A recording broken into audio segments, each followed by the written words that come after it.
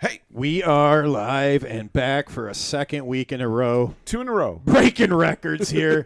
We got this guy in the back tonight, Paul, joining us. What's happening? It's Melissa's night Hey. off. Paul's filling in before they kick off your guys' what do you got going on over there, Richfield? Wednesday night races starting next week. Man. School's out. Yeah. Race on Wednesday. Yep. Fun That is times, it. man. Those are fun. Those are fun races. We got a great show. We got a couple blockbuster. Actually, we got a few blockbuster guests joining us this evening. They brought a couple friends along with them. Tonight we have the track operators joining us from Crow River BMX in Minnesota, where they're going to be hosting a big national. They're going to be telling us about here shortly. You guys, make sure you get over, check out Crow River BMX on Facebook and social media, straight out of St. Michael, Minnesota. We've got the Danimal and the Dirt Jesus joining us. Dan and Jason, we'll have them here on in a second. You can join us each and every week at 8 o'clock on your social media outlets that you like and love and adore. Every one of them. If you miss us live, you can always find us on your favorite podcast sites that you love and adore. And any of them. We're listed on 98 different podcast download. I think it's something like that. Yeah. Hey, we're coming to you live from the Ethan Clark Studios in the busy metropolis of Heartland, Michigan, where if you leave this town after 11 o'clock, one stoplight is off. We want to thank the good people over at Motor City Harley-Davidson. They got big things happening Friday the 13th. Motor City Madness Tattoo Marathon. Chris, you can get some tattoos. I'm good. There you go. Get sleeved up, Chris. Yeah, you can because It's time to enter the mean phase of life. yeah. I'm good See on that. Chris just showing up shirtless, sleeved Oh, out yeah, at the yeah, next yeah. race. Oh, yeah. $13 flash tattoos, first come, first serve. It happens 10 a.m. to 6 p.m. at Motor City Harley-Davidson. What's a flash? Say one of them, like, they see it on the wall. Flash on the, yeah. Like the artwork you see hanging on the wall. Oh, so it's That's kind of Flash. like stock. Yeah. You get to one of these pictures or Flash. designs. Yeah. Okay. Yeah, that's the term. Normally kind of like, like nothing about that big. They can do it real quick. Okay. Kind of like You getting get a yourself complete. like a little it's like a dolphin. complete You bike. get a hot dog tattoo. Yeah, now. dolphin, I was thinking. Just get a more or hot less. dolphin holding the tattoo or a hot dog. Yeah, there you go. Hold it, dog. Chris and I are coming to you from the Ghetto Wear News Desk, where we've got news for you happening this Saturday. We're going to be at Waterford Oaks. That's Chris's track. Don't worry, he'll plug it at least 17 more times before we even go to our first break. What's that? Waterford Oaks? There you go. Oh, yeah. Never heard of it. Never heard of it. Never heard of it. The second stop. Hey, I got a first place there once. Did you? and a What? national at that, too. No. Yeah, it was a good time. I'm The sorry. guys at Crenshaw shipped you a box with that on it. They did? Remember?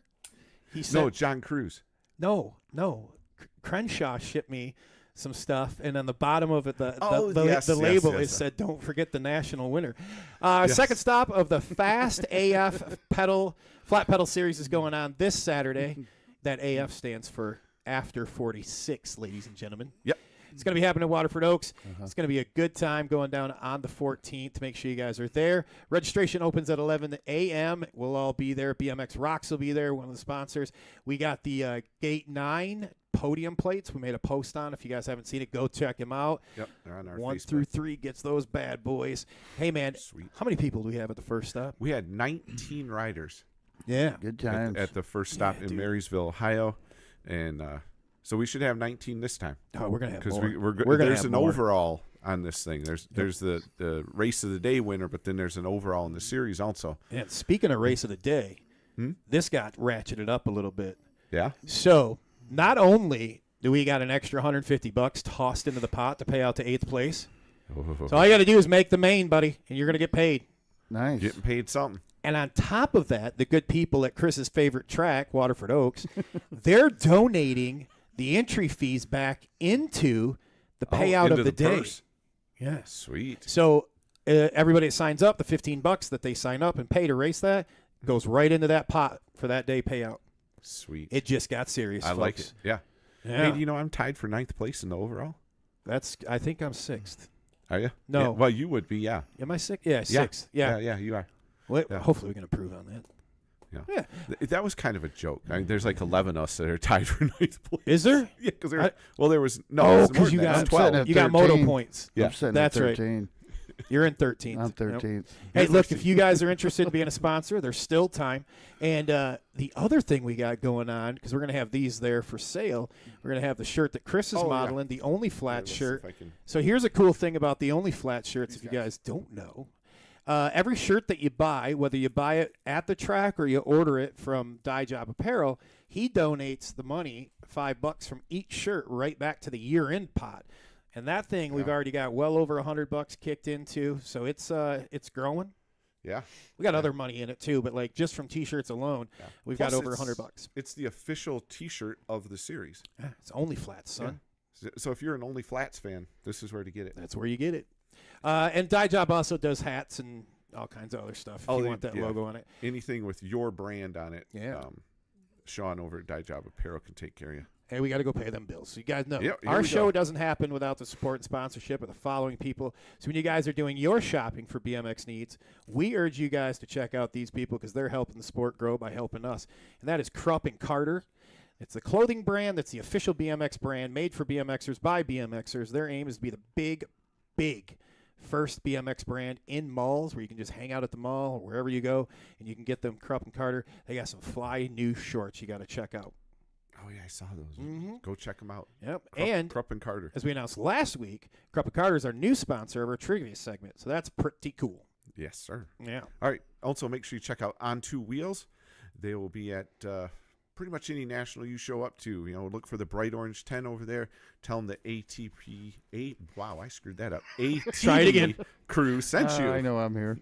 It's Paul's fault. He's throwing me off. Let's see. What else we got here?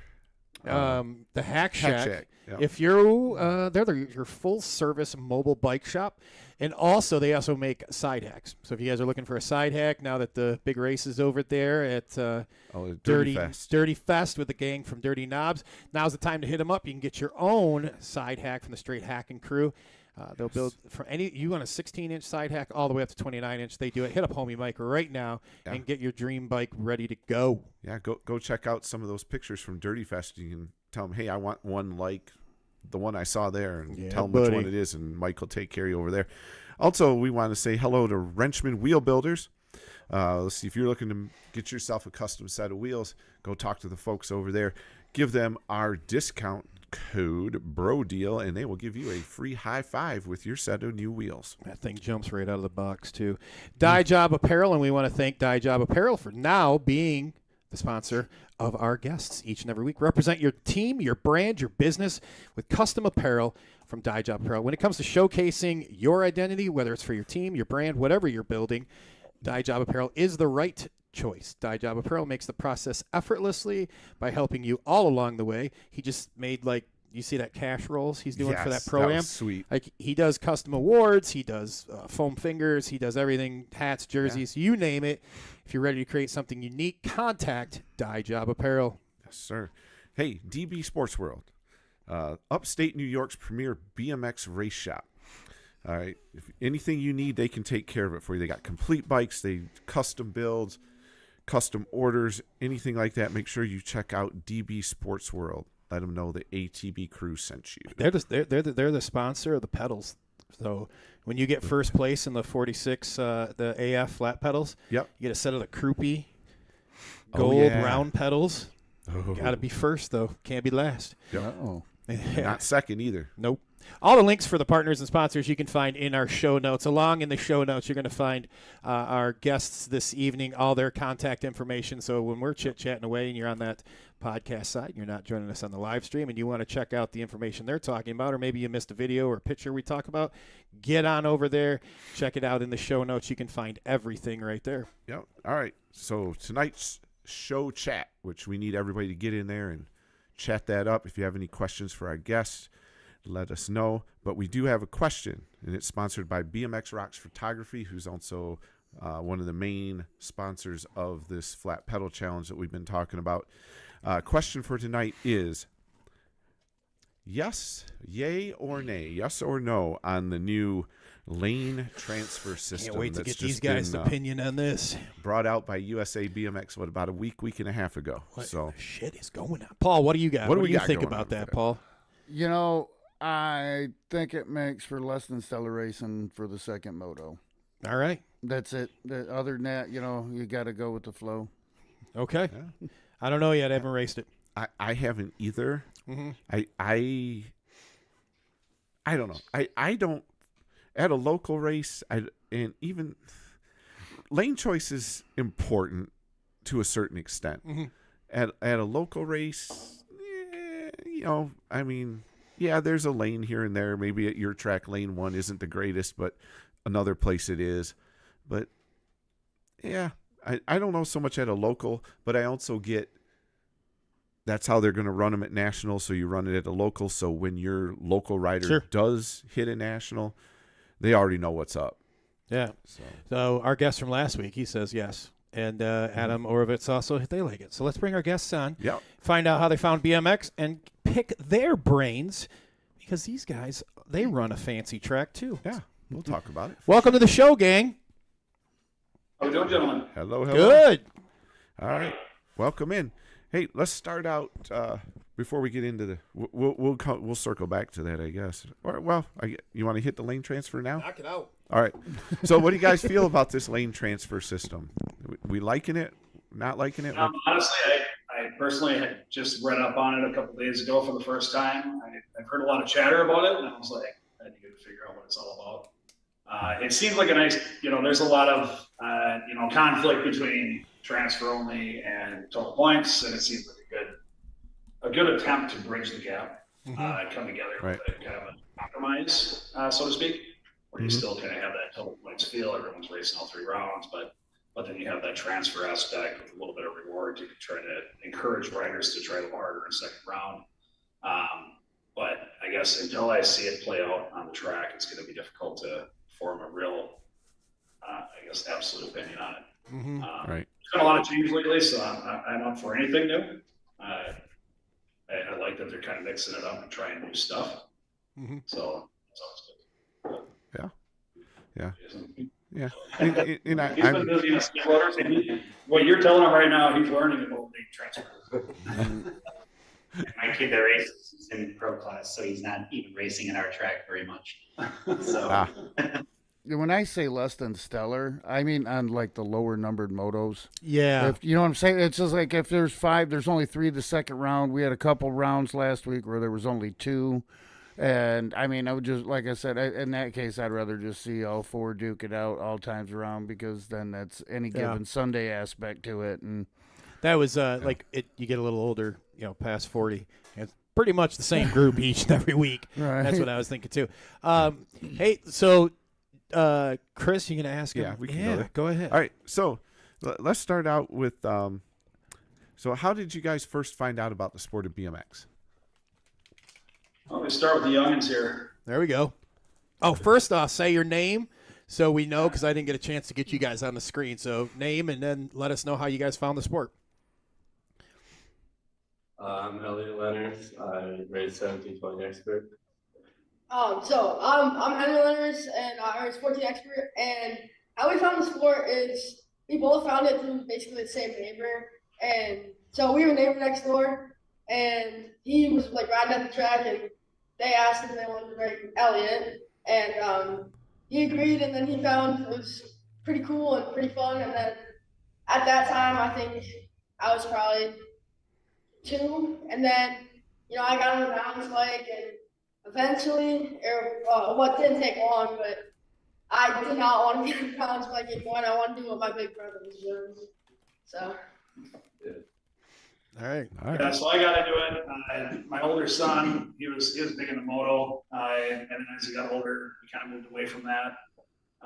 He ended up finding BMX through a friend, and he sent me a video. He went and raced with his friend, and he's like, "Dad, check out what I won." He sends me a video, and I'm like, "Wait, you only do 1 lap? That's kind of dumb. Like, what's that all about?" I didn't realize what it actually was. Never even seen it before in my life, and so he kind of got us into it. And my younger son is the one that really went full potato with it. He was 5 years old at the time when he started. Just turned 6, and then it went onward and upward from there. Older son kind of grew up and started, chasing girls and making money, and then my younger son Cole, he kind of drove me around the world and had some fun. So. Yeah, I'm Jason, one of the track operators. Basically, I grew up in the motocross world, so BMX was quite a change for me. Same thing Dan was talking about with 30-second races. I had no idea what was going on. I thought if you showed up 20 motos before your race, you were insane, but that turns out to be not very long in BMX. If you showed up 20 motos early at a motocross race, you'd be there for 4 hours. So, but no, my kids were 10 and 7 when they started. My son was 10, my daughter was 7, and we started at the old Rabine Horse Arena over in Lina Lakes, which is no longer around, but basically a track the size of a hockey rink that you had to loop back on itself just to get a full lap in. And that's where my kids started. They raced there for 4 or 5 years before the Isanti indoor got built and kind of replaced that as an indoor track here in Minnesota. But basically from the first day, the summer track kind of got open at St. Michael. I was just kind of helping out with the track as long as I was there. My son was riding, my daughter was riding, I was there digging dirt. So I sort of officially became the track manager, or unofficially, and then Dan and I became kind of co-track operators about 4 years ago. So I'm usually in the skid loader, so most of the stuff about the day-to-day operations on social that you see is the Danimal. So.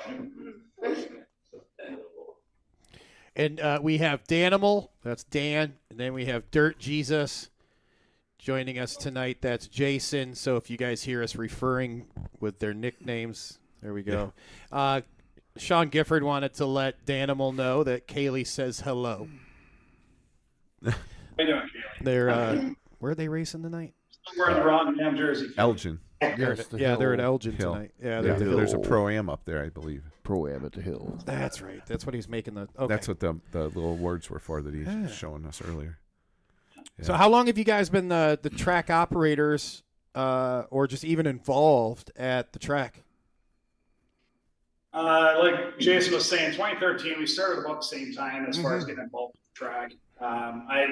First time I jumped on the board was 2014 as a kind of sponsorship and fundraiser, part of a fundraising team. Mm-hmm. I didn't really know much about it. I just had a lot of people that I could talk to about fundraising. They have a gift to gab, so it was pretty easy for me to help them out with that. But then I slowly morphed into kind of like the marketing director, social media, all that stuff. And then, Jason was always kind of like the track director and the track designer, builder, every year.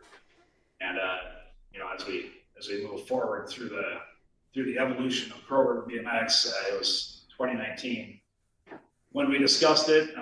Current TO at the time was backing out. He was going to step away. They didn't have a replacement. And with both of us chasing the national scene really hard at the time and, traveling to Belgium in 2019, all kinds of other stuff. He's been all over Prague and all over the place. We just didn't have time to do it as a single person. So I looked at him and I said, I'll do it if you will, but I ain't going to do it by myself. So that was at the end of 2019. We took All right. Yeah. What's been we'll go with what's been one of the big successful fundraisers you've done? Honestly, one of the more successful things we do literally at the track, you're kind of looking at it on this, I don't know how good you can see this, but so how USA BMX sells the pro pits, the factory pits at the Nationals. Well, yeah. Back in 2019 or 16 or 17, I can't remember what year it was. I had the idea in Minnesota to bring it to the state level to help fund our Pro-Am, our state series Pro-Am, because that was a big part of the state series operations back then. So we kind of came up with this idea where every track sells these VIP pit slots right up close to the track, and then there'd be free ones behind them, and all that money would go towards the Pro-Am course. So that we would have a big Pro-Am at 10 races throughout the summer. But that's one way. And at Crow, we always throw a big Pro-Am regardless. We always go big or go home, whether we have a fundraiser or not. It's usually $3,000 on the weekend minimum. Our most was $12,000 with an $8,000 kicker to the teams. So we've done some pretty big stuff, but biggest kind of moneymaker year after year after year to help offset that has been our VIP pits. And so that way you have like the teams and the people up front who are going to enjoy the show help pay for the show. That's a great idea. It is cool. Yeah. Do you guys, you said 10 races. Is there 10 tracks in Minnesota? Is that where the 10 races come from? Okay. We get because some states run a different series, so that's why we asked. Yeah, some are different. What are you guys like? What's the typical price for a VIP area? It kind of ranges. It bounces around. I want to say 20 by 20 was $60. 10 by 20 was 35. Yeah, that's not bad. 10 by 10 was 25. Hell, man, I'd pay that just so I don't got to worry about trying to find a spot. Right. Yeah. Right, yeah. You can show up on Friday morning or Friday evening. You have and it includes your parking spot right by your pit, so you can back right up your pit. With our track, it's laid out that way. Most tracks aren't, but yeah, it's pretty slick. I mean, this last weekend we just had our state qualifier. We had 108 motos, which is a little late. But with everything, up in the air over the last couple of years with the weather, we can talk about that a little bit later. It's still sore subject, but it was just a great turnout. It turned out really well. But the VIP pits ended up contributing, I want to say $1,400 or $1,500 to the pro-am. The total pro-am payout was $2,200. Wow. Like that's such a cool idea because like who's gonna be not wanting to help the pro-am, right? Yeah. It spread like a wildfire. So I never saw it done because I follow all the tracks across the country. Obviously, we travel all the time. We get some when we're driving to the country. And one thing that I thought was pretty cool is that about a year after we did it the first time, it was Crow River. Back then it was STMA BMX and Lakes Area BMX up in Brainerd, Minnesota. We had a back-to-back weekend, so we both did it. And it was like not even 6 months later, all of a sudden it just spread like a wildfire across the country at state level. So and I don't know if everyone's using it for the same reason, but I know we still are. I think it's a pretty easy thing to implement. So like any track, any state could do it. Yeah. Just put on a big show, a big payout, and it doesn't cost the track a dime. Like great. Yeah. Yeah. So Jason, just need a little spray chalk and mark them on. Use some Google Earth, man. You can figure it, measure it all out. Jason, what's been you're kind of you're the dirt Jesus as you go by. What's been one of the things you've done, implemented there in your role that's been a big success? Well, first of all, Dirt Jesus was labeled. I was not self-proclaimed. So fair enough. One of the things we've always tried to do, my son started at 10, 11 years old, and he always loved jumping and wanted to challenge himself. So I started pushing the track operator back then to start building a track that was really challenging, like for riders that wanted to move into the chasing worlds and that kind of thing, where the tracks are a lot more technical. So we pushed the envelope quite a bit with our track. We got pro set, split second straight, kind of designed the track around progression for the riders. So the riders that you see next to me here, the Leonard's boys, have been able to take advantage of that too. And they're both very competitive nationally and at the world level. So we like to think that the track has helped some of these guys, including my son and some other riders, so we really push the track design to be not your typical pump or pedal kind of design. We really go after challenging the riders. So I think that's really helped bring in some of the riders that want the best training before they head out of state. So. Okay. Yeah, and I agree. I think it's been very beneficial to have a big, wide open track, especially because the run facility, it's nice for somewhere to ride in the winter, but it's not like having something like this before we can go out to Rock Hill or something. It's so beneficial. Yeah, the way I describe it to people, the analogy I use is if you want a kid to be really good at basketball, you train them on a 10-foot hoop. You don't train them on a 6-foot hoop. Mm-hmm. So even if they're young, you still put them out there with the basketball on the 10-foot hoop. Eventually, they're going to master a 10-foot hoop, and they're going to be great at it.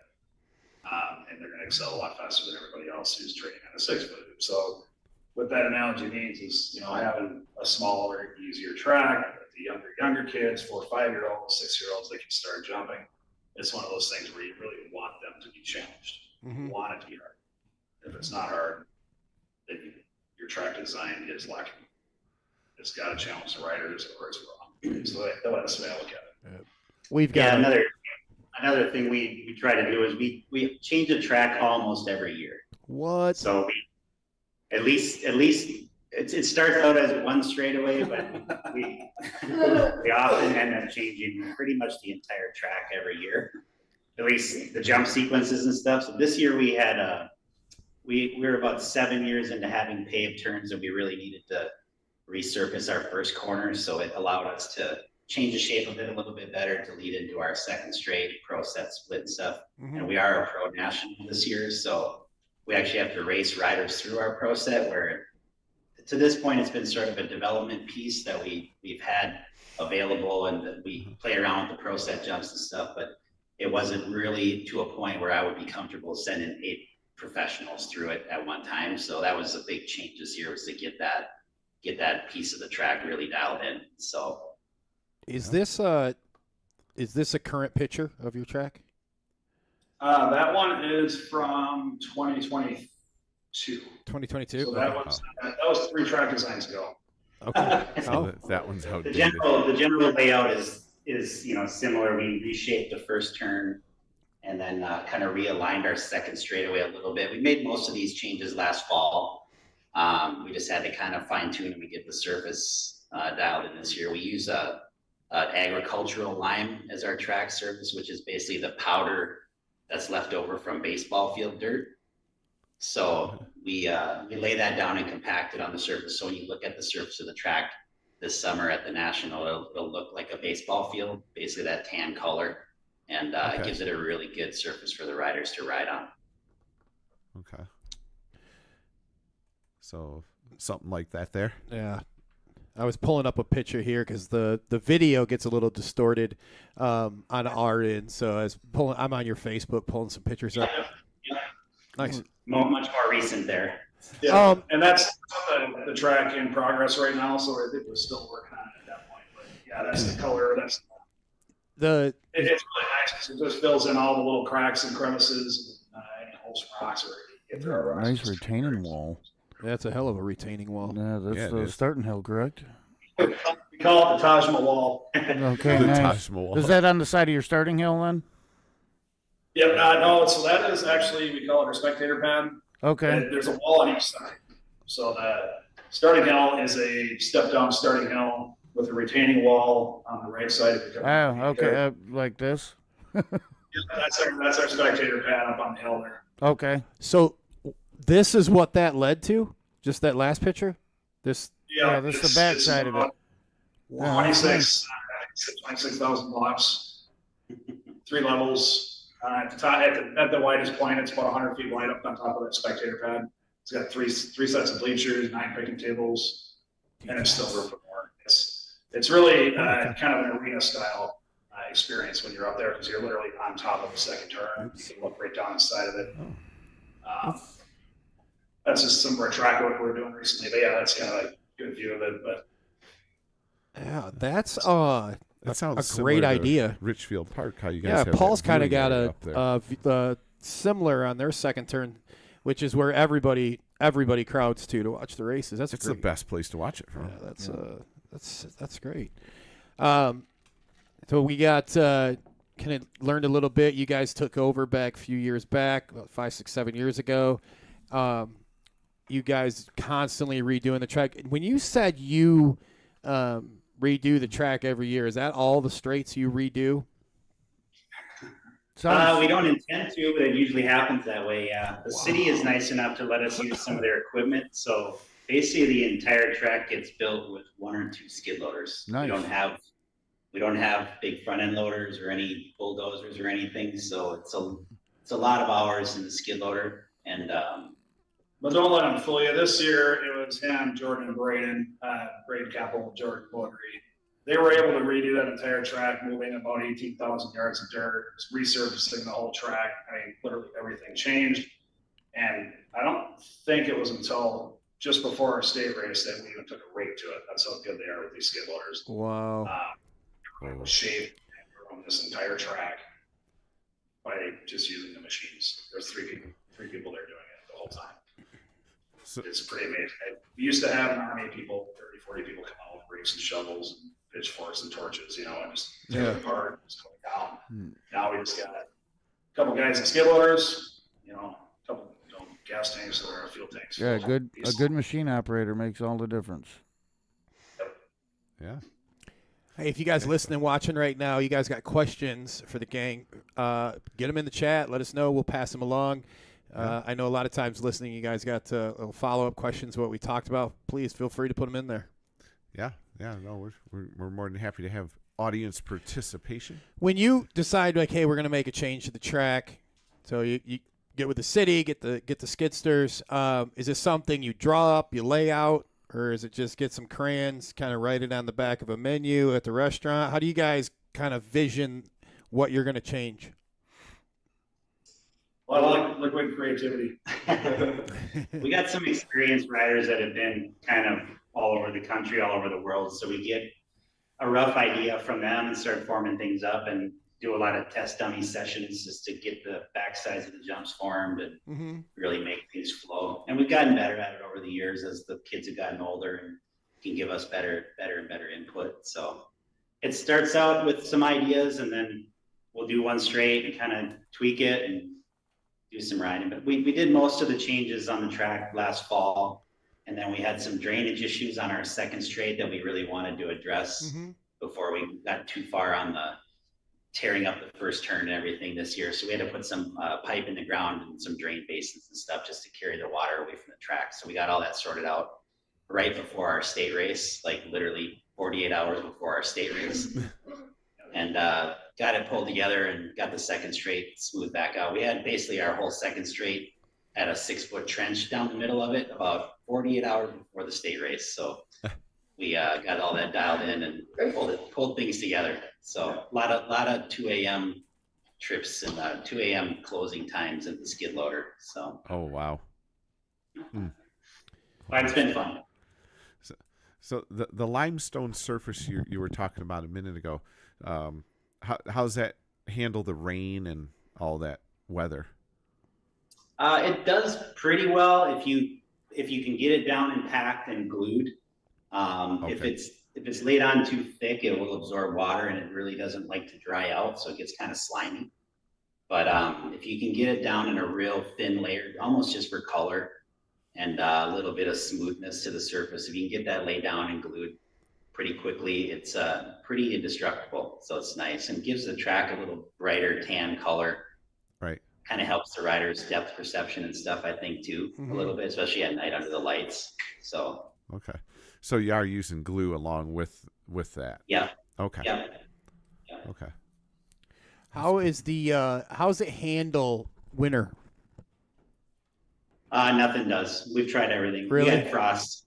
Yeah, we got 4 foot of frost here every winter, so we have yet to find any combination of anything that doesn't look like frosted flakes on the ground in the spring. So we scrape it all off. We try not to mix the glue back into the soil because eventually the glue will sort of become a powder that doesn't bind to itself. So we try to scrape it off and get rid of it and start fresh. But yeah, nothing. We always start every spring with basically raw dirt with a bunch of glue flakes all over it, and we have to clean it up and start over. So it's re-glue every year. Midwest living. Yeah.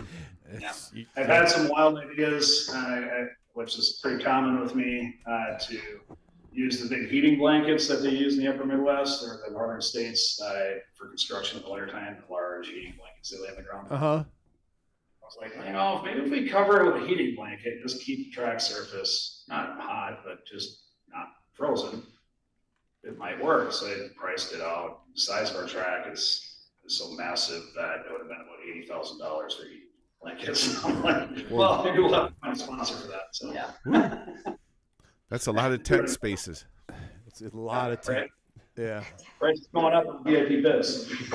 Right. Right. Yeah, if anyone has any ideas about that, we're all ears. But we've tried a lot of different things, and we end up kind of starting from scratch with the surface every year. That's what you got to do. Yeah. That's what we do around here. Yeah. Where so for those tuning in, listening, or watching, where are you guys located? What are you near? We're about 30 miles northwest of Minneapolis. Okay. St. Michael, Minnesota. We call it central Minnesota, but it's still the southern half of Minnesota by a long shot. But it's pretty close to the metro. We're probably the only track in Minnesota that has the population we do in a 30-mile radius. Ironically, we also have the hardest time pulling riders because of that, because of the popularity of team sports and the other things that we're competing against is a lot stronger around us than it is elsewhere. But yeah, so we're shoot right up by 94 from MSP, from the airport, Minneapolis. What a half hour. Have you guys had programs that you've been successful with recruiting riders? Yep. Yeah, so we've done quite a few. I've implemented about 9 or 10 programs since 2020. Some worked really, really well. And those are still around. Some of them cost us some money. It was worth a shot. Some of them were so little. For instance, the thing that works best for us isn't necessarily recruiting riders to create home track riders and get track points. What I like to do is I like to have big events. I really am not that focused on the track ranking system or any of that. I like having the highest motor count. I don't care where the riders come from. Okay. So I like to recruit riders in that sense to have events. I like putting on a show. That's where he comes in really handy in his kit and his traveling fun show. So what I like to do is build up a series, cooperate with other tracks, do things where we bounce, weeks off each other. So 2020 or 2019, I believe, was the inaugural season of the Two River Classic. That was an Ironman competition that I kind of spurred up in my brain. I went over to the Crow River team and I talked to them about that. So we've been doing that ever since, where it's 8 races in 4 days. Did you just say 8 races in 4 days? It's a Saturday, Sunday, 2 weekends in a row. And it's one race at each time each day. Okay. All right. And the series is all manually calculated for points because it has to be because of the vast majority of the riders being in such different categories of racing. You got a 17-year-old intermediate who's not going to get more than total points, and you have a 9-year-old expert who's going to get semi. So it's really difficult to try and make it a level playing field. So it's all by hand. And they get their 6 out of their 8, keep the best 6 scores, they get ranked, and then we did awards for all the different, top 3 novices, top 3 intermediates, top 3 experts, and so on and so forth. 6 different categories. It's been really fun seeing like the Crow River beginner league jerseys come visit us, and then seeing all of our Crow River jerseys visit them. So that kind of spurred into a few other programs. We did a 4-for-4 challenge between us and Pineview Park. That was a 2-weekend deal, similar to the. That was a 1 weekend, 4 races in 1 weekend, just Pineview at the end of the year, because we were both closing soon. So we're like, you know what, let's go with a bang. So we sent our riders back and forth to hit both tracks. Another big series that's been super popular is the Full Tilt Diamond Series. So Full Tilt's kind of like the flagship sponsor. They vend at each one of the tracks. There's 4 tracks involved. We'll get them on a map. They make it diamond. It was actually Mark Post who gave it the name, the Diamond Series. So that was pretty cool to have that stamp of approval on it. But that one's been really popular because we had a couple tracks that were getting really small moto counts, and I'm not going to say they were struggling by any means, but they weren't as healthy as they could have been, and they just needed an extra bump. So Pineview and Crow kind of teamed up and was working with these other 2 tracks, Green Lake BMX and Buffalo Creek BMX, and they instantly saw a big spike in their revenue, a big spike in their ridership. It actually spun up into people that fell in love with the sport over this Diamond Series, that they're board members now, and they're actually helping run those tracks. It's pretty amazing to see how that just kind of blossomed into what it did. And now that it's been 3, this is our 3rd or 4th year, I kind of backed away from that because that was when I ran kind of like Two River Classic where I did all the points by hand. I got Brad Allen involved. He's got the points being exported now, just in a report. And I'm backing away and letting the other tracks kind of take it and run with it. And it's been really successful. You guys do clinics and like bring the pros in and stuff like that at your guys' track? Yeah. So we do regular clinics.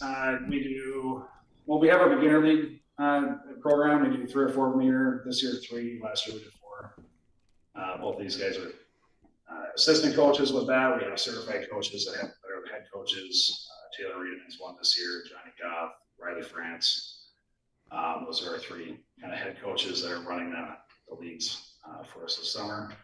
And then after those leagues, 5:30 to 7 on Mondays. 7 to 9 is always a clinic on Mondays, so we run clinics every Monday, and then on weekends and stuff whenever someone reaches out to me. It's kind of another I do with the coaches too is when they help us run our beginner league. Some tracks pay their coaches. What I do is I give them keys to the track and say you can run all the clinics here you want for free. We'll pay the turf. You keep all the money. And that's your payment for running your beginner league.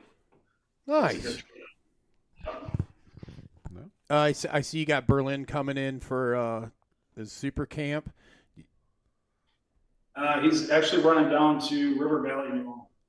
So yeah, he's down in Newell, about 2 hours south of us. Okay. We had him a couple years. Okay. I didn't catch the track. You guys were on a Nick Long schedule until he had something come up, and he had to pivot for that week. His wife and they're in Washington, so we'll have, I'm sure, Braden Kempel's a couple pro clinics with Braden and Taylor Reedman, and I'm sure we'll get a few others. Taylor doesn't know like that. Hey Taylor, by the way, be ready on Thursday the 10th. When you guys are setting those up, what's your what's the avenue you use to advertise that you found is gets the best return for when you're promoting these special events, clinics, and camps? A lot of collaboration. With the Minnesota State Series page reaches a lot more people than our Crow page. You have the people that just kind of stick to their own track, but they also follow the State Series. They may not see our posts, so. That's one thing that's great about Minnesota and how tracks work together. And the State Series is kind of like the bridge in the middle. So if something important is coming up like that, the Minnesota State Series page will share it, so the whole state of Minnesota gets visibility of it. So that's been a big exposure spike for all the tracks in Minnesota. Right. Yes, social media, Instagram, very little TikTok. I don't do that. Jordan does. These guys do. But Yeah. No, I don't. But mainly Facebook, so Facebook, Instagram. Okay. You guys. I know you mentioned the team, right? Because you have the team series. Yeah. The team series. Wait, are you talking about the team series for the State Series? Yeah, and then how does that help you? So a lot of here we don't have a state. We have a State Series, but within the State Series, we don't have a team series. And I've been one that always felt like having some form of that helps keep people involved a little bit. And how have you seen that? Do you see it that way or not? Yeah, what I see with that is if there's anybody out there listening that has a State Series per se, but they don't have a formalized team series and pro-am series. Yeah. That commences at state finals. They're losing about 30% of the moto count they could get. Really? So if you're getting 60 motos, if you had a strong team series and pro-am series in your state, you're going to get 90, guaranteed. Well, that's like 60s, right, where we come in here in Michigan. So that's interesting. We can really relate to that. Yeah, high 50, low 60. Yeah. We have a lot of teams in Minnesota, and those team managers are awesome. They recruit, they tell their riders, we got money on the line. There's big payouts for the team series. All 10 tracks throw in cash at the beginning of the year for the payouts for the teams and the pro-am finals. So they're racing for good money. I mean, each team, the winner of the team series bike shop gets over $1,000 at the end of the year. So it's something where they push the riders to come to, whether they need the score or not. Are your teams usually a bike shop, or are some of them just a group of people put together by someone? So it's a little bit of both. All the trophy teams are mainly going to be just kind of like your grassroots teams, where it's more like development teams, camaraderie, people just get together to just kind of get to the same tent, the same gear. Okay. It's really a fun way to just kind of build a larger BMX family, get to know people in the sport. That's what most of our kind of trophy teams are for. A lot of them do graduate into that bike shop level. The team that I originally started with Sean Anderson was Kid Dynamite, Minnesota. We were a trophy team. it started out kind of like that grassroots. I think we had one expert. After we won state 2 years in a row, we approached Ted Cannon and Black Widow and flipped it into a bike shop team and never looked back. So then we went pretty hardcore with it. We had Full Tilt backing us the whole time. So we were, so that was kind of where we got the bike shop moniker from, was the Full Tilt side. Wow. Well, I'm looking at like 12, 13 trophy teams, right? And then I'm looking at about five of your bike shops. Another, though, that I just peeked at that was real impressive is your your Pro-Am. Like, you got a ton of people racing this Pro-Am, men and women. Like, kudos to that. Right. Yeah. That's after a few races. After a few more, you're gonna that roster's gonna double. I mean, by the end of the season, we'll have at least 60 unique names under the men's category and probably 30 or 40 under the girls. Look at this kid right here, Elliot Lerner, setting in 9th place. Attaboy. There we go. There you are. He can't get no satisfaction. He tries though. He tries. Hey man, you got some big names on there. We've had Johnny Vance on the show, and it's you're in there with some good company. Nice work, man. You now you as a rider participating in this program, is this a big thing that you look forward to going into a state race weekend? Yeah, I'd say it is. It's always fun to just see where I'm at with all the best riders in the state. Nice. Yeah. So the Pro-Am is run. Yeah. This is my first year able to race it, and so I'm 14, so I'm racing like pros. Yeah, you like are. Johnny Vance, Taylor Reedman, and and Joey the Bomb. He's crazy quick. And it's really tough, but it's all about like chasing older riders, really. Yeah. No, that's cool. So how old are you? How old do you have to be to get into the Pro-Am?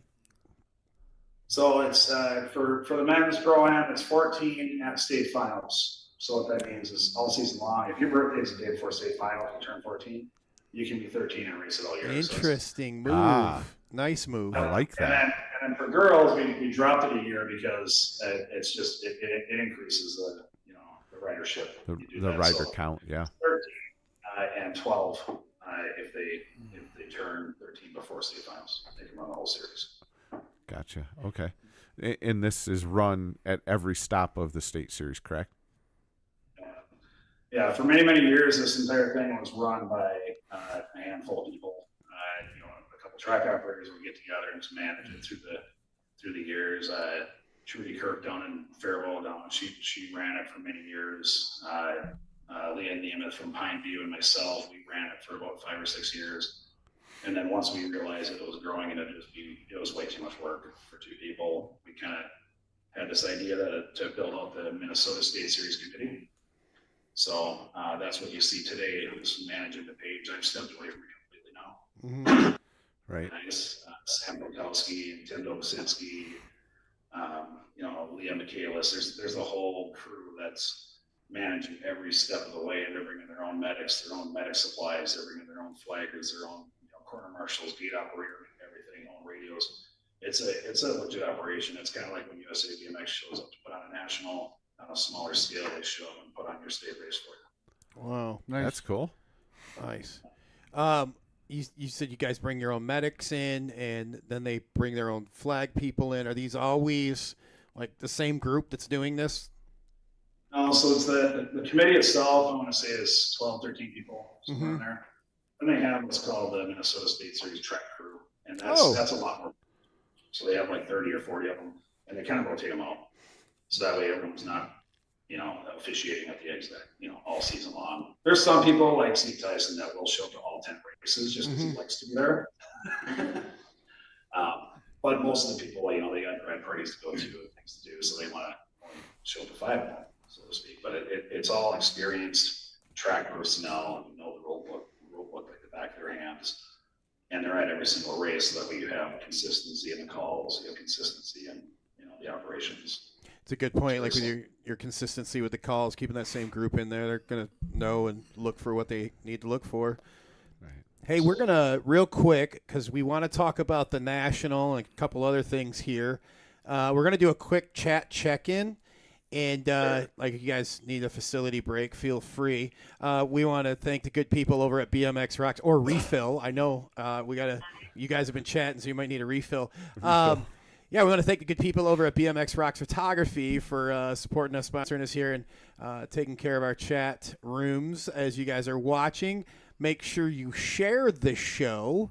Make sure you like the show. Yes. And, give us a thumbs up and all that fun stuff. If you like BMX, please like our show. Yeah. How's that? Well, we got some pretty big names hanging out with us in here in the chat this evening. I want to say our guest from last week, Nick Jones. He said he's headed to Crow River for the first time this year. He's excited to get up there and check out what you guys got going on. Sweet. We got our friend Cheeto Drew over there, Drury from he was out at I don't know. He's got a heck of a YouTube channel. Follow him.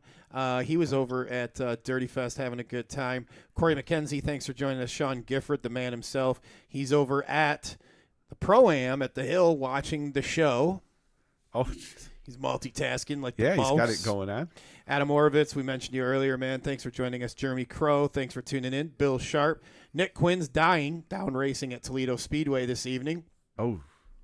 You know what's going to happen here in a couple weeks is we'll be reading these, and then they'll be at Paul's track too. Right, that's true. Yeah, they'll be hanging out at Richfield Park. Yeah. Speaking of people from Paul's track, Kurt Bliss, tuning in. Just want to let us know second is the first loser. Appreciate it. That's pretty much where I've been the whole state race. You ain't first, you're last, right? Actually, more like I'm actually the second loser after the third loser. Rick wanted to let Paul know you're looking a little dusty back there, Paul. Am I? Yeah, that's what he said. Okay. We got Freight Train joining us. Welcome in, Freight Train. Appreciate you for tuning in. Sweet. Haven't seen him in here in a while. And Rick Carter, we mentioned that. Rick Carter, speaking at them, him and homie Mike chimed in, right? He's the first one this evening. The gang here from Crow River, they're going to be joining the guys over on Beer Budget. Oh, this weekend. They're doing the PR tour. Yeah, they are. This is how you get your name out there. Melissa, she's watching from upstairs. Okay. Good friend. She's keeping an eye on us from a distance. Yeah. Letting things get out of hand. No. Our friend Raymond Flagg, thanks for joining. Appreciate it, man. Holly Dunn tuning in. Heal up, Holly. Sending you best wishes and heal up. She took a digger out at Dirty Fest, and she probably had just as much fun after she took the digger. She posted that. She goes, "I'm still having fun." She had Rick as her assistant. Oh, did she? Did you see the pictures? No, I didn't see that. It's like Rick was holding her beer and running errands for her. That's because she's Holly Dunn. That's what you do, right? Rick knows his role. She knows how to work. Yep. Rick taking care of the announcing duties out there. Robert Cardoza, he just wanted to say. He didn't know that Paul was even back there until he moved. we put him on the plate. There he is. There right you go. Hi, Robert. Yeah, I'm here. You need to pay attention, Cardoza. Come on, man. Well, thank you guys face for radio for tuning in and making comments. We appreciate it. Again, you got questions for the gang from Crow River, put them in there. And thank you, BMX Rocks. And, hey, you know what? Thanks, Roxanne and Mo, for letting us be part of the Flat Pedal Series this year. We really appreciate it. Yep. Killer shots. Don't forget all you 40 series. Yeah. Dude, speaking of Paul, the VIP thing, you signed up for that with BMX Rocks? I have not yet. So this what she has, $25, you get VIP. For the season. For the whole season. Yeah. But here's the thing. Like, for me, I constantly just set my phone down and never take pictures. Right. Melissa, like, we're running around, we're busy, we never get pictures. $25, she gives you a little VIP sticker, you can put it on your number plate, your helmet. She knows who you are, but she'll make sure this comes with the $25 that she's getting pictures of you. Yeah. Then you get early access to the pictures with no watermark. So, like, for us, we're rebuilding the website with our oh gosh. Yep. And track shots. There we go. So yeah, we're using all her pictures because we never take them because we're having too much fun racing. Right. Yeah. So it's worth it, man. She gets them. I think, man, it's like an hour after the race is done. Somehow she hot spots in the cars they're driving home and literally uploads them all. Something. You get your email notification and there you go. $25. That's it. Yeah. So anybody who's Michigan, Ohio, especially. Yeah. They're those guys are on. But yeah, they're also part of the whole flat pedals thing. So, anybody who wants to get in on that, you're more than welcome. Men and ladies just got to be over 46 or over. That's it. On a flat pedal bike. Yeah, Paul's going Let's to be go. down there this week. Yeah. Yeah, he'll be there Saturday announcing. I don't know if he knows that or not. But Oh, will he? yeah, Yeah, that's what I heard. You get the Mustang out and come down. I mean, Camaro. Yeah, just for that, I think I'm going to the Twin Lakes up there in Lewiston. Again, thanks, BMX Rocks. We appreciate it. And That's let's, not funny. yeah, man. You bringing the Chevette? Oh. That hurts. So, hey, guys, let's talk about this national you got coming up. Yeah. Land Lakes Nationals, July 11th through the 13th. Got a little something planned for that. It happens to be our 30-year anniversary at Crow River. The history of Crow River BMX is pretty cool. It plays a lot in the national series. Previously, when it was originally started back in '95, it was up the hill where the giant public first buildings are that store our skidlers. But they ended up needing that space, so the track got moved down to where it's at now. The park is very massive, so as far as the national goes, we will never run out of space. It's 43 acres. This video, which you probably won't be able to see real well on here, but if you just search Crow River BMX, you can find it on YouTube. It shows that during the 2023 national, we had 155 motos or something. We only used about 2/3, and anyway, probably about half the park. We parked 126 campers. We had room for 200 more. Wow. We parked about 300 cars. We had room for 500 more. Like, we got so much space down there. There's people that call us ahead of time, like, "Oh, I need to get a camping spot." Barcelona's the Sorry. No, it's all right. Keep That going. was me. You don't have to worry about running out of space with us. We actually, when we sell our camping spots on our square, we have to identify what team or family they're with, because we can put everybody in their own little circles with their campers and still have playroom. And that's how we did it in 23. It was pretty amazing. Nice. All right. So if you guys are looking for camping at the Land Lakes, the earlier the better, but you're going to get a spot. But if you want to be by your buddies, earlier the better. Get your name in there. You can sign on crowriverbmx.square.site, and there's a bunch of other things on there too. You can buy your VIP parking pass, which we have limited supply of those, which lets you park literally right on the track pretty much. Right by the VIP pass. So there's some things on there. If you mosey on over, you can get a jump start on the masses, so to speak. So the one big thing we got for feedback from 23 was this was the most laid back and chill nationals experience we've ever had. I heard that from people that have been doing nationals for 23 years. And part of that is that's just kind of our culture. We're super chill, we're super laid back. Half the nights, I take the mic off and hand it to people like him, and that's how we earn this Junior T.O. Leonard's jersey. He's announced quite a few races, and another, is he 14 now? Yeah. Crosby in there, he was 12. He was 12 with their calling races. We just like to have fun. The parents like to have the fun too. They like seeing that, just kind of how relaxed and just, chill we are. And we ran out of our parking passes didn't show up in time for our national. So instead of panicking, was our treasurer do Scott Bushy. He runs to Walmart and he gets 4 different color stacks of Post-its. So he comes in, he's like, "That's getting paid," slaps it to the windshield. Go on. Like after lunchtime, he just stopped out of my car. It's like, "Yeah, no, just go." Like you get to some nationals and you're pulling in, and it seems like you're trying to get into Fort Knox. Mm-hmm. There's the line 100 miles, long, and they're like putting stickers in your car, and you got a sandbox off your damn windshield.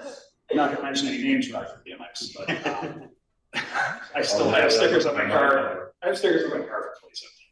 Anyway, we're not like that. It's all about the experience. We want you to be able to get in, get out, not be pressured, not be stressed, and just have fun.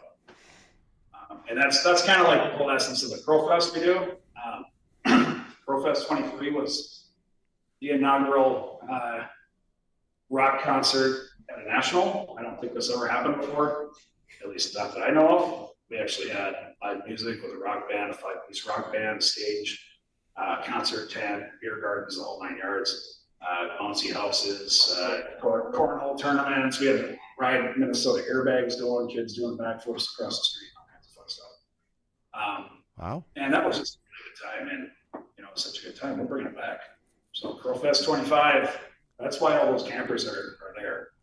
Every single one of them enjoyed that. It was super fun. So you're going to be doing this during- with the National. You'll have a band playing. You're going to have bounce houses, cornhole tournaments. All this is going to be. Airbags and the bounce houses will be going all weekend. The Crow Fest with the beer gardens and the live music and all that starts at 5 o'clock on Saturday. Okay. Wow. And that's called Pro Fest. Crow Fest, like Okay. Fest or like All right. something festival. Wait, and you're having a beer garden at the track. Dude, every mountain bike race you go to has a beer garden, dude. It's they? It's a Every brilliant. motocross Oh yeah, race, it's too. every motocross. Yeah, exactly. Like when you go to Redbud, you can't fall 5 feet and not find a beer place. Like at Redbud, they specifically have them in crawling distance. Oh, really? Yeah, it's Okay. but it's a hell of a revenue maker, man. And if In that video you're watching, you can see where Crow Fest takes place. So at the end of that tree line behind our first straight there's a big pavilion back in there. In between the track and the campers, it's halfway from the track and the campers. There's a big opening back in there. There's a pavilion. There's room for 300-400 people there. And then the surrounding area right around it is enough room for 1,000 people to stand around and have fun with each other, party and whatever. Make memories. So that's what it's all about. well, Wow. kudos to you guys for using not just all the track, but even the surrounding area, like you guys have. Was this this idea with the Pro Fest like easy thing to get done, or like did you? Sort of. So what that was, I mean, obviously the Lions Club is an organization in Minnesota that does a lot of fundraising, and they like to help a lot of nonprofits. All the tracks in Minnesota are nonprofit, like most of the tracks in the country. So they jumped at the idea of helping us out. So they handle all liquor licensing, all that. They fund it, or not fund it, but they operate the entire beer garden setup. And then they donated nearly all the proceeds to our track when they're done, which was amazing. They did all the work. I think they kept 10% for their time, and they gave the rest to us, which was phenomenal. They're a huge supporter of ours. They're coming back. With the city of St. Michael, they've been our biggest cheerleader with helping us with city equipment and this and that and the other thing.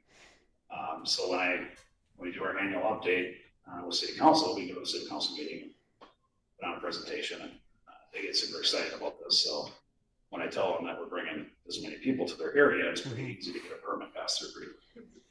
So they like to help us out. I know there's some municipalities that kind of fight BMX tracks.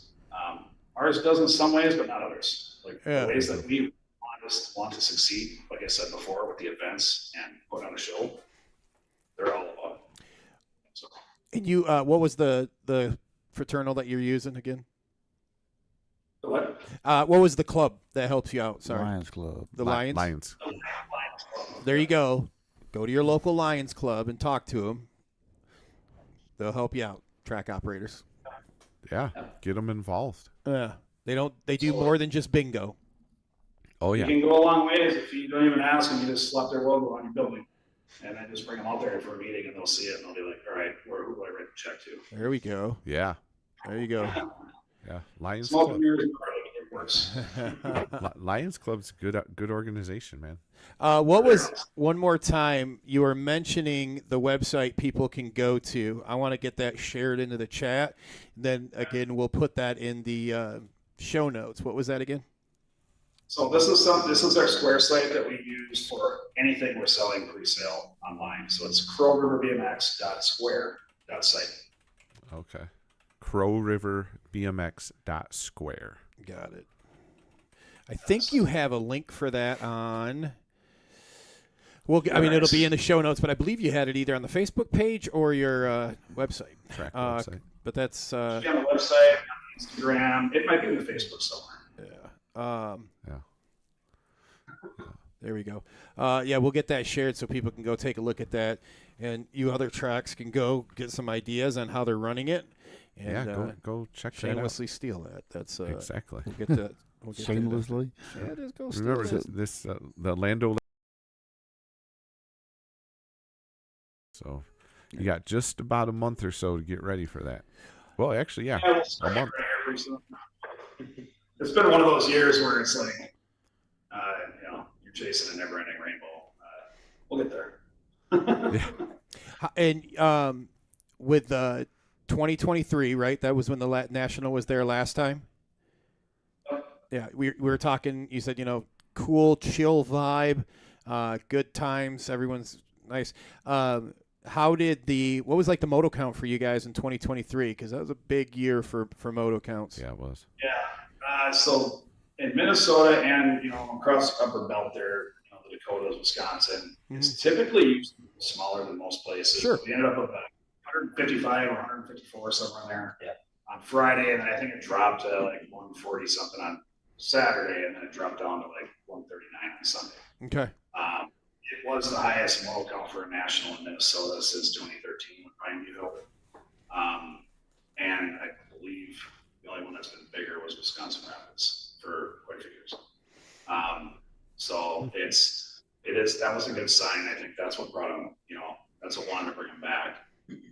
So 2023 was the 25th anniversary since the last time the Atlanta Lakes National was in St. Michael, which was 2002.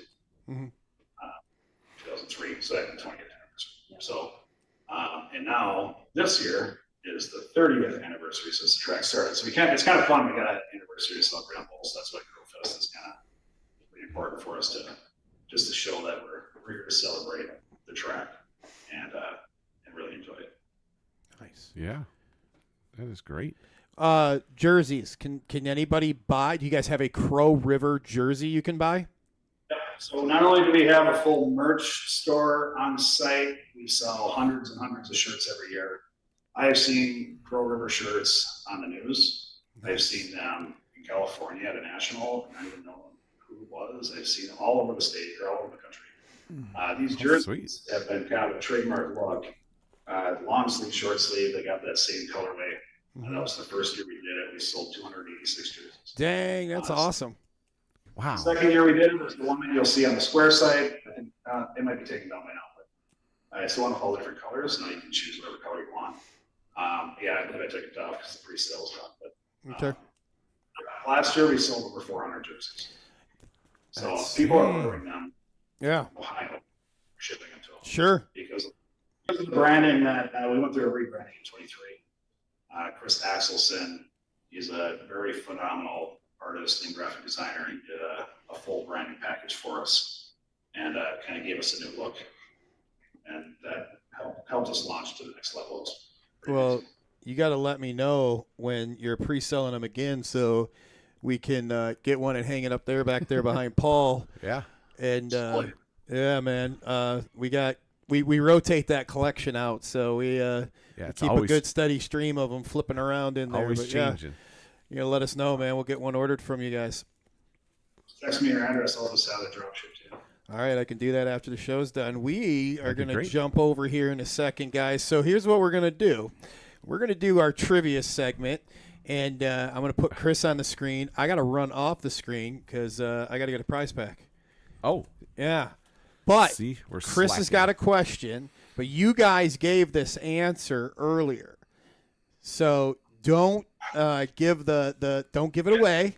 Don't answer the trivia question, please. You guys watching and listening to the show right now, you got a chance to win. We shipped this prize package out to you.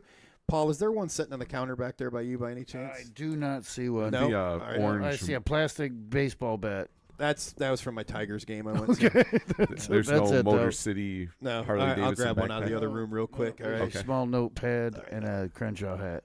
We're not going to give the Crenshaw hat away. No, we're not giving that away. I'll be right That's back. I'm Justin's. going to go get that. All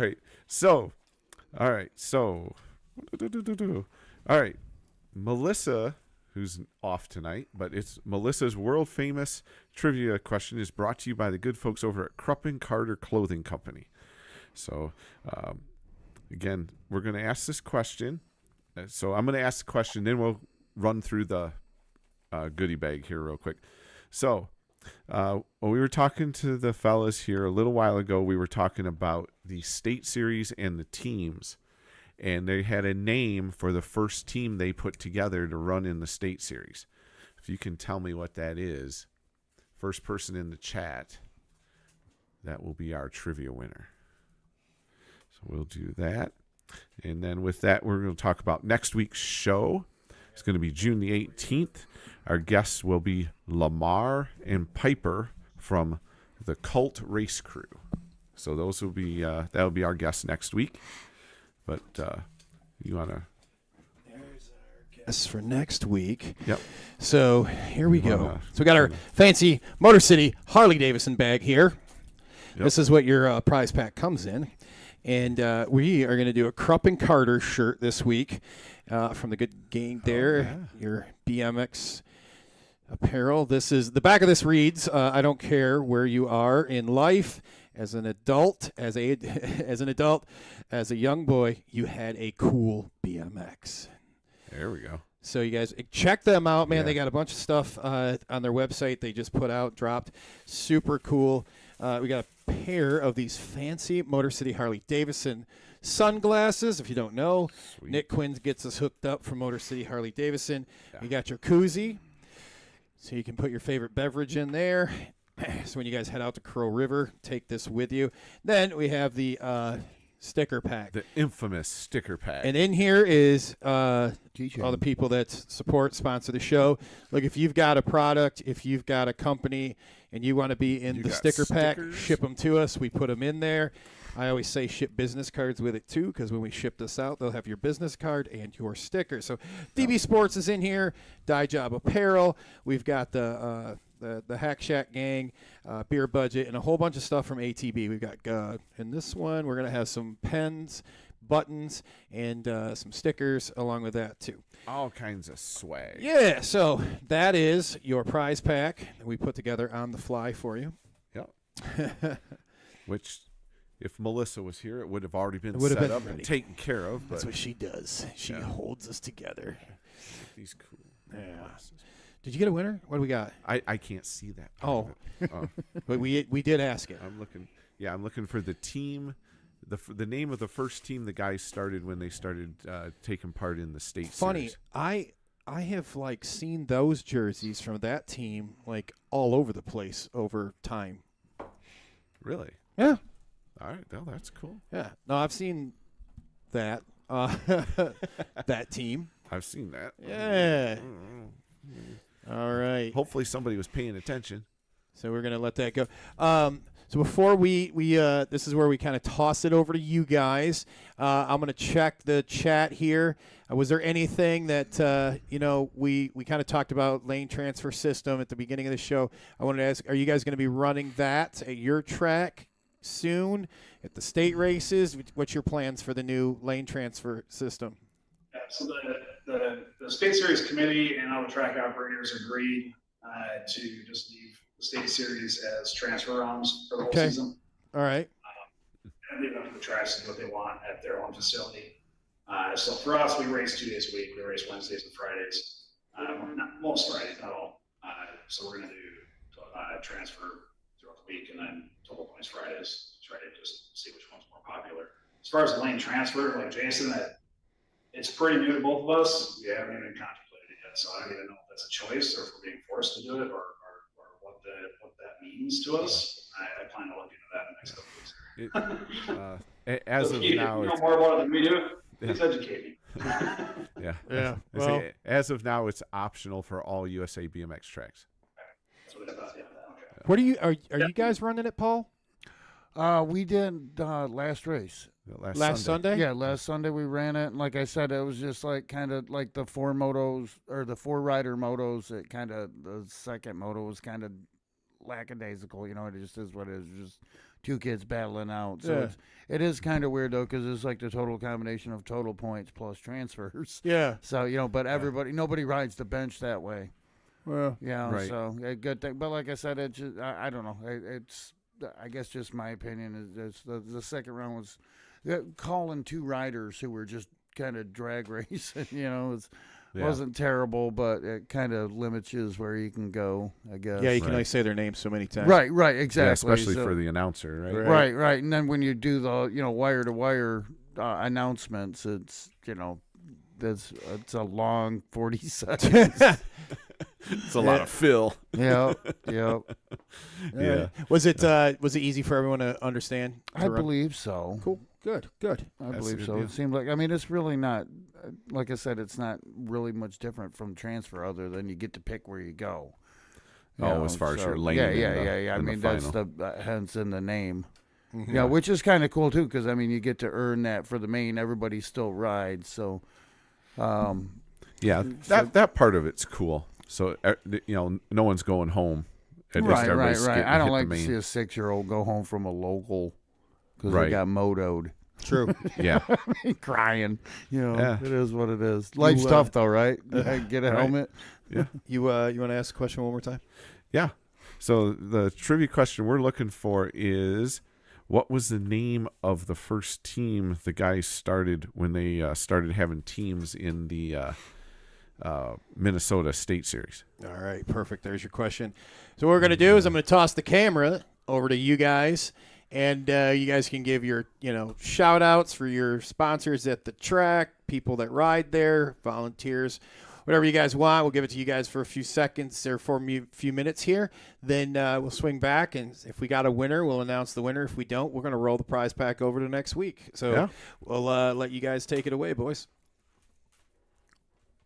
Well, I was a little confused by the trivia question because I'm not even sure what the first team was in Minnesota. The Minnesota State Series has been going on long. No, your team. Your team the that team you guys started. Oh, because he had his own team at the time. Got it. What we talked about earlier. I see. Yeah. I'm paying attention. Sparrow's great in school. But at any rate, give a shout out to mainly the biggest sponsors we have are our volunteers. They keep the lights on for us. They keep the grounds looking nice. They bust their butts. And now this year we started a new volunteer pass program. It's kind of like a season pass for volunteers, and it's being widely accepted. They volunteer 1 day a week and no more. And I don't want any more than that because I don't want them to burn out. So 1 day per week through the season, and their whole family rides for free at single point events. And that's proven to be a really good success. Now I have the same volunteers all year, and I want to say thank you to all of them. There's quite a few of them, 28 of them, so I'm not going to go through that now, but love all you guys. Those of you that come out and help on project nights, like the Steve Leros, Paul Ortiz, Angelo Leonards, the boys, the whole crew. They're the reason why so many projects got done at our track in the last 5 years. Those are our biggest sponsors by a long shot. City of St. Michael, probably number 2, volunteers. And then so on and so forth down from there. Halstead Laser Engraving, he's growing into turning into an awards manufacturer. If you look at our recent posts about our Earn Double awards, they're pretty sweet. I'm not going to spoil it for you, but let's just say they're some pretty sweet bling. He did those for us, and they were extremely popular. So if any tracks out there are looking for awards, hit up Halstead Laser Engraving. If you search that website, it'll flip you to his new one, which is like awards and something. You'll find it, HALSTED. And then what else we got up there? Countrywide Heating and Cooling Solutions. Yeah. Adventure Builders, aka residential and commercial exteriors. Astro Metal Fab. We got quite a few. There it is, right there. That's my buddy Dan Larson. He started Crank Lab BMX, and he's a pretty cool guy. He's since moved back from the BMX world, but he sent me that picture, and I just had to take it into Chat GTP and have some fun with it. And I'm like, hey, you're going to get thugged out for this, man. But those are super cool awards. I mean, even the balance bikers just love those things. Mm-hmm. And all these families taking pictures on our podium with their little tiny kids holding up these giant medallions like Flavor Flav. Awesome. It's pretty fun. So those are the best awards they've seen. I think it's great. Flavor Flav was where you took it. Yep, that's exactly.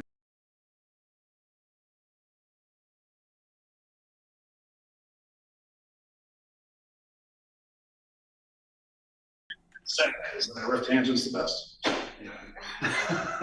Yeah, throw a plug in there for which teammates. But no, our sponsors have slowed down quite a bit in the last couple of years. We see that every 4 years whenever there's an election, sponsors start kind of getting a little more stingy and this year. So we're going to start seeing that ramp up more and more through the year. Damers Meats, local meat market, and St. Michael's a huge supporter of ours, and several other local, groups in the area. Lions Club's amazing. But yeah, Dan mentioned that we're the city of St. Michael. We're fortunate enough to be on Public Works property where at the end of the road where our track is where they store all of their spare dirt in a lot of different varieties. So when it comes time to rebuild the track or add dirt, they always joke with us that we've never taken any dirt out. We just keep bringing it in. So they have a stockpile of clay and crushed road base and black dirt, sifted black dirt. Pea gravel, yeah. It's all stored at the end of the dead end road past the track. So when they have time, they can bring us just about anything we need, which is awesome. Nice. So that's great. Without those guys, when we rebuilt our turn, we kind of made some changes to bring the base height of our corner up. So we used up basically all the dirt we had there for the corner and then rebuilt another one on top of it.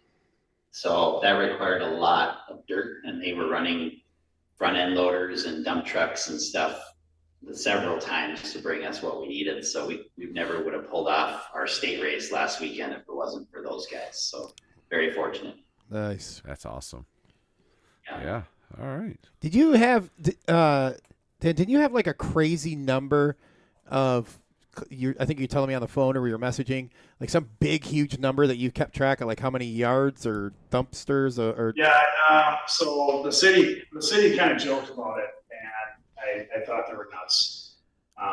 He said since Jason and I took over, we pulled over 100,000 yards of dirt, put it on our track, and never taken any out. And it was already probably 25,000 yards of dirt that built the original track. And I started laughing about it until we started hauling dirt in this year. That turn project was 18,000 yards of dirt. I'm like, well, dirt, road base, all kinds of stuff. Yeah. Wow. And you think that's a massive amount, but once you pack it down into a track, I mean, it shrinks by 75%.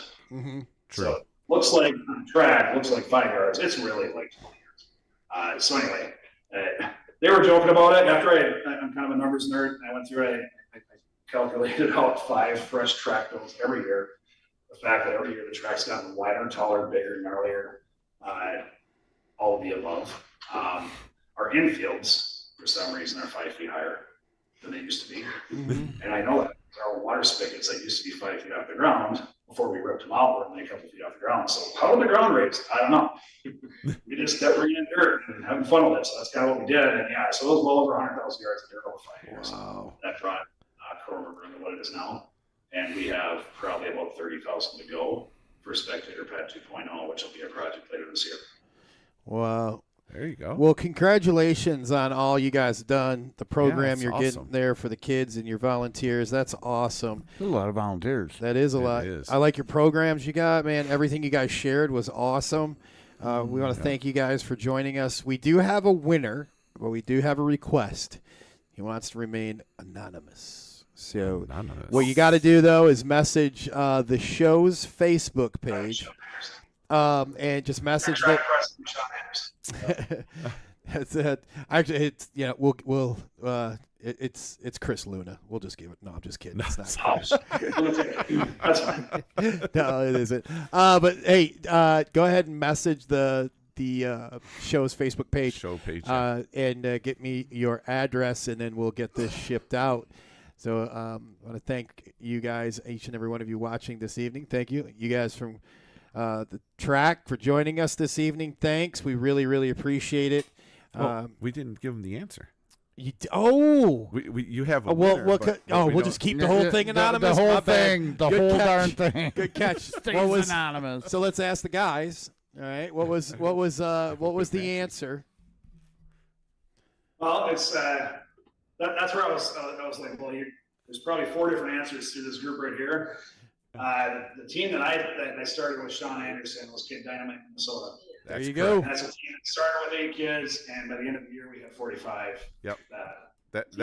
That's what we were looking for. So there you go. Yeah. Redline Adventure was around for 3 or 4 years before that, and a few years after. What were you guys on back in the day? Yeah. Before that, nothing. Synergy. Synergy. Okay. Yeah. All right. Yeah, Kid Dynamite Minnesota was the first team that I was affiliated with that was kind of a track team at Crow River. But Right on. lost in Minnesota really fast. So. Okay. Well, again, appreciate it, guys. Yeah, no, again, hey, thanks for joining us this evening. We really appreciate it. Had a good time. You guys, good luck on the beer budget show. We'll be watching, all right? Yeah. Have fun over there with those guys. You guys are only in Michigan. That's only a 9-hour drive. We'll see you. Actually, yeah, man, I've been there. I went to the X Games the last year. It was in Minnesota, so I know the drive. It's only fair. I've been to Michigan twice for nationals. You got to come over. We'll put it on the list. We'll put it on the list. VIP treatment at Crow Fest. Oh, you guys are too good. Thank you, guys. We appreciate it. Yeah. Thanks a lot, guys, for hanging out with us tonight. We appreciate it. Everybody out there in the chat, in YouTube land, Facebook land, thank you for hanging out with us tonight. We appreciate it. Give us a like and a subscribe and all that fun stuff. Make sure you join us next week. We're going to be talking to the Cult Race Crew guys. So we'll find out about all they got going on. Yeah. Paul, thanks for coming down, buddy. Dude, I appreciate it. Yeah, I appreciate it. I had fun hanging out. Hey, can I blast my of course you my can. social ride? Yeah. All right, yeah. Next Thursday, Richfield Park BMX will be meeting up there at the park, and we'll be going for a social ride up the Iron Bell Trail, family-friendly event. Come on up and we're going to ride an hour west, and then we'll turn around, ride an hour back all along the Flint River, Mott Lake, and it should be a good time. Is that going to get to Stepping Stone? I'm hoping. It's a cool spot, man. Yeah, I wanted to get out and I actually do the ride first, but I just haven't had a chance, so I can time it out. But there are, and just to know, there are Porta Johns along the way because there's a couple boat launches, fishing spots, so it's all through the Genesee County parks there. So all those worries are taken away. So cool. All that good stuff, man. Thanks for having me down again. I forgot what it was like to hang out here in the studio in the thriving metropolis of Heartland. I hope I can beat the traffic out of here.